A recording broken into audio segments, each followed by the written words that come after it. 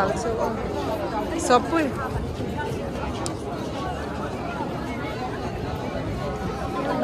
thấy xe đâu nó thấy xe đâu đấy ba này sao nào thiêng mình amen căn ba và mình mình sẽ nấu rau xe cái rau lâu thiêng rau xe itu zong và nam thiêng in lấy mình trộn ô với na Mizoram Catholic Council Centenary kon na hun mang turang local sam te Centenary Organizing Committee le Cathedral Council chuan ilung takin kan lo nom se u ani với na kanun man dan tu na hi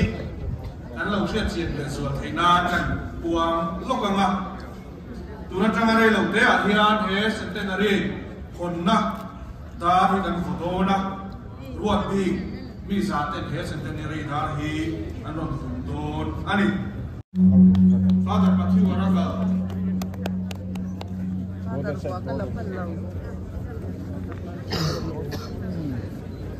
Father S. Michael Father Santiago Father Raymond Adotayan Father Joseph Daikin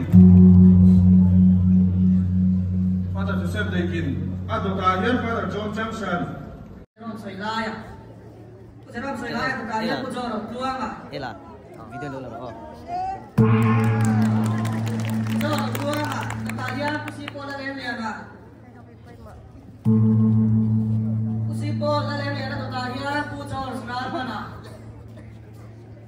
Soalnya masa mati lah, lagi dulu.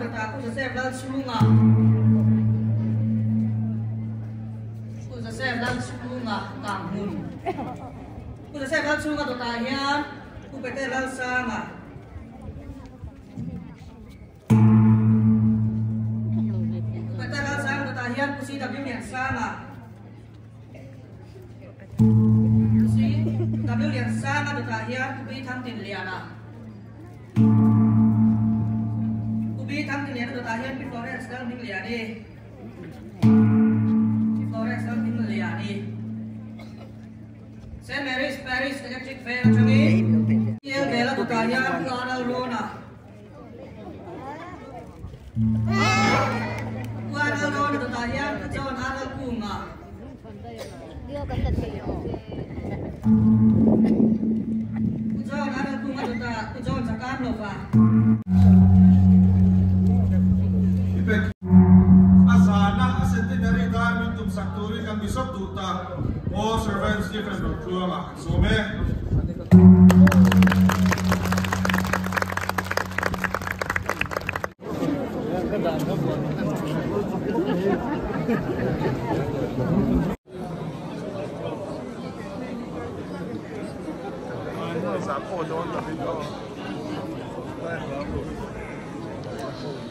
Tuna here.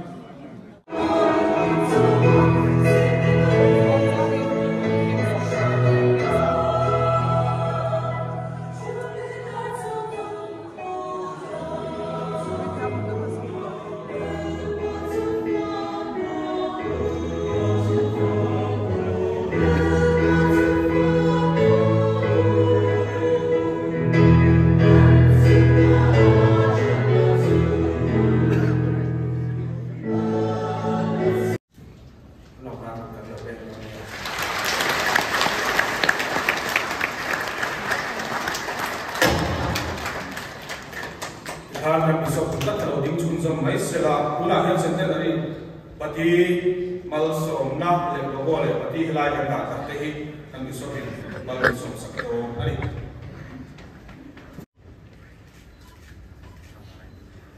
zai bol min nei sak turin ka the ro sante so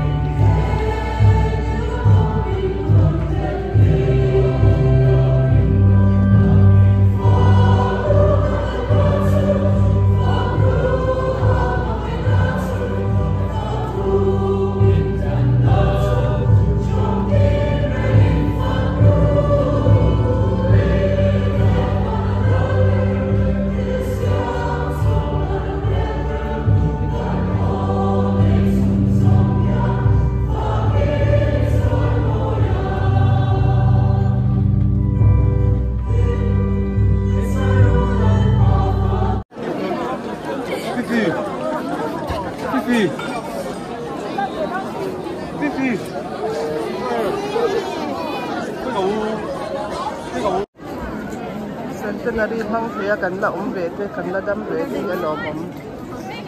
kan su kwai dam ka de kan pan thea lo mom man sia na kan da sa ve toi te kari wa ka pa lang reng mai ang kal ve te se ka pa lang mo kan lai mo mi so ni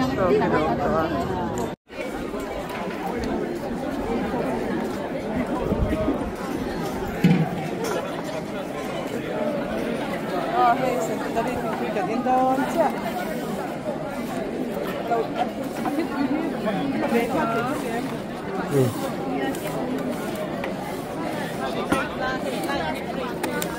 tùy mèo cầm mấy hayไม่รู้ละแกแมวจะทานเราไปดูแล้ว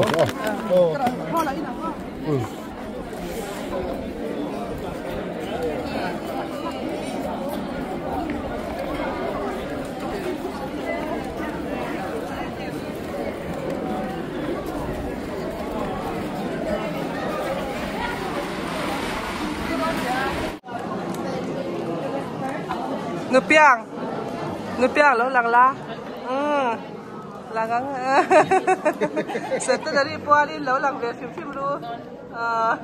nu zin tai po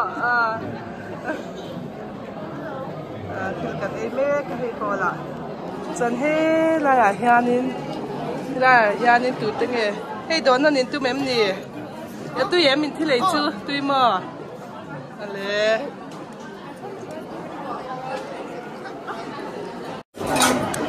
yang tarna samaya Centenary pualin hei kan mi masate iron kalvela garan huba ba cha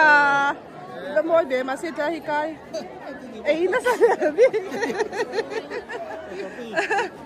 fa da re mana kan la hulau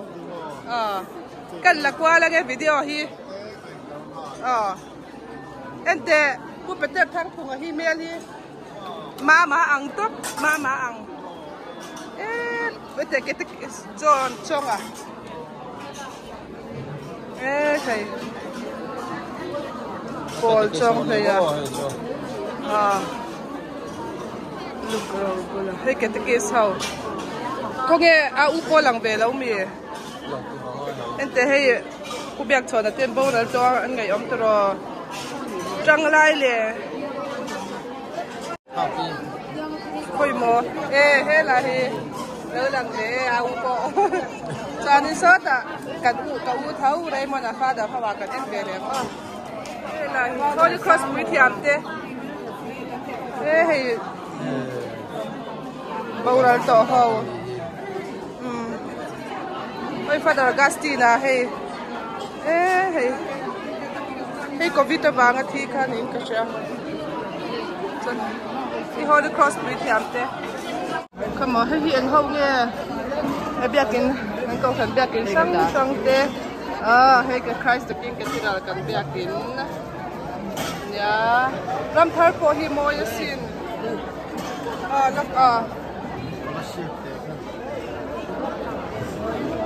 tam don tu ka la ka don chuan mo Christopher te serti Father George kolok is your life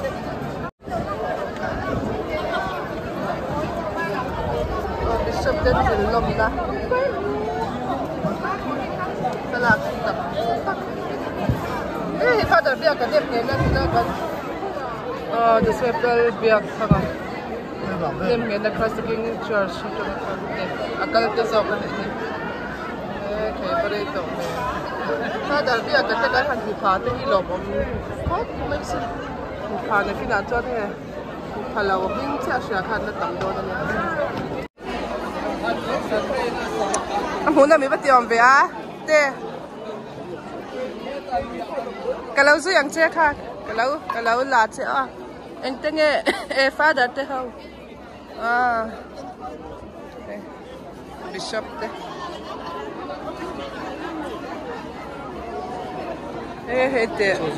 Sir Henry Knight Assam Governor Catholic Missionary te Mizoram alu phal na petu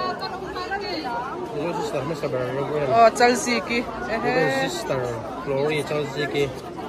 tulu le mai Jeff Dailava Catholic Ocean Museum Puitling Baptist Machang Masaber Jeff Matthew Lal Dailava te ka Peter Thang Phunga Brother Godfrey Denise ite Apurai man te ka u te khan lang be chuan ngor khoi nge apurai man chu khoi hi mo khoi he la han lo lang be hi som puin apurai man ei mil chebi ke tia amne tha de mi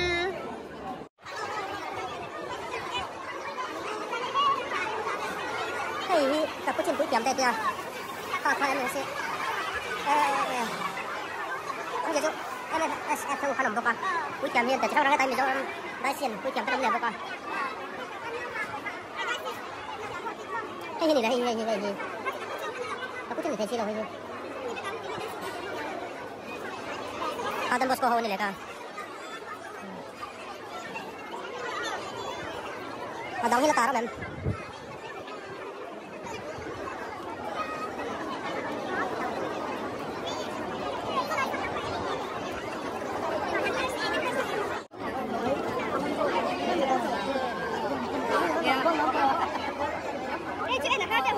Lui tối em này mà theo lơ đài là vào mấy cháu có thể cần đến tôi gì cả trong tay ta cần này